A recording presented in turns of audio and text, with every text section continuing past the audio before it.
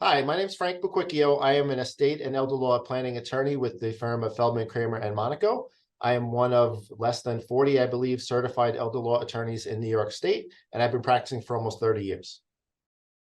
So a power of attorney is a legal document where you're giving someone else the power, in essence, to be you. So when you sign a power of attorney, the person you name, who's called your agent, basically can step in and handle your finances and not just pay your bills and see things, but also do things for you like long-term care planning or estate tax planning or other things that are important where it comes to your assets, where if something happens to you, you become incapacitated, you've now chosen someone to handle things for you on a legal way. Well, because the power of attorney is such an important and potentially powerful document, you should name somebody that you trust. And what I usually say is trust implicitly. So very often it's a close family member, a spouse, or a trusted child or children. But you want to pick somebody that you trust because in essence, you're giving them the keys to the Ferrari. You're giving them access to your financial matters, and you want to have somebody that you're comfortable with. So this, to me, has always been something what I call generally completely avoidable. So if you have a power of attorney, you should be covered, because if you don't have a power of attorney, what happens is somebody has to become your legal guardian. So a lot of couples in particular think, well, we've been married for X amount of years and I can sign my spouse's name for them legally. And that's not the case unless they've been given power of attorney. If they don't have power of attorney and an adult person becomes incapacitated and unable to handle their own financial matters, then a guardian is going to have to be appointed. And that could be an expensive and time-consuming process.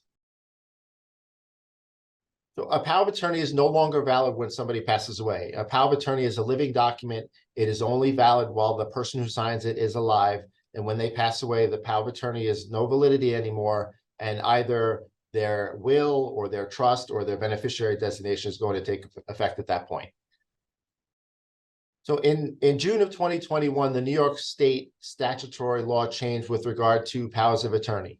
I think it was a change for the better. There were a number of changes. I'll highlight a couple of the more significant ones, one of which was the elimination of what was called the gift rider.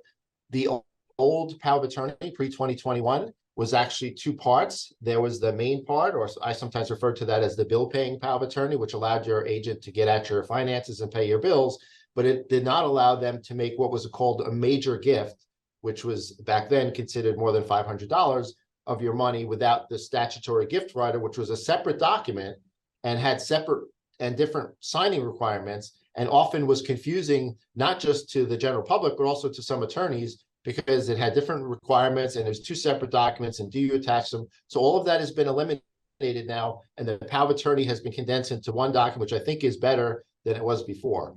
One of the other changes is the language in the power of attorney before was very strict. It had to comply to the law. And if it deviated even insignificantly, there was a chance that it could be denied. They've changed that. So now the power of attorney just has to be what they refer to as substantially compliant in terms of the language. So it doesn't have to be exact. You can make a little change or tweak to your own document.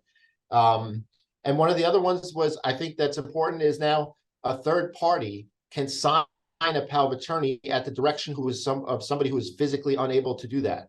So when we get into things like estate planning, special needs planning, and even elder law, I've had clients that have Parkinson's, for example, and because of their tremors, they can't physically sign a document.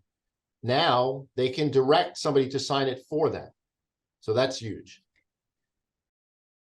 You can name multiple agents at the same time as a power of attorney. So in essence, the three options are, let's say you have two people that you have. You have two children, for example, and you're going to name both of them as your power of attorney. So your options are let's say Johnny is listed first and Mary is listed second.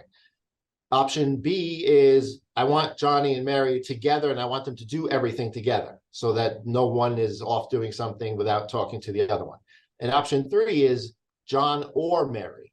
So in essence, they're at the same level, but either of them can act. And there are pros and cons to all three of those. So our job as elder law and estate planning attorneys is to discuss the options with the client and figure out which is best for them and their family. Generally, either or is better. So if let's say you've got two kids and you trust them both and everything's great and everybody gets along, then either or is going to be the recommendation. So at Feldman, Kramer, and Monaco, there are a number of I think, factors that set us apart from other law firms. Number one is in our department, in the department that I'm in, which is the estate and elder law department, we've got a number of attorneys with years and years of experience that are very, in my opinion, passionate and caring when it comes to this type of law. And I think that's very important because we're often dealing with families who are in crisis and dealing with troublesome matters. And I think the staff and the attorneys and the paralegals, all Feldman, Kramer, and Monaco, all do a terrific job of not just the legal side, but also the personal side. The other thing is we are a multifaceted firm. So we have a number of different attorneys that do different types of law where we can handle multiple matters for clients and their families.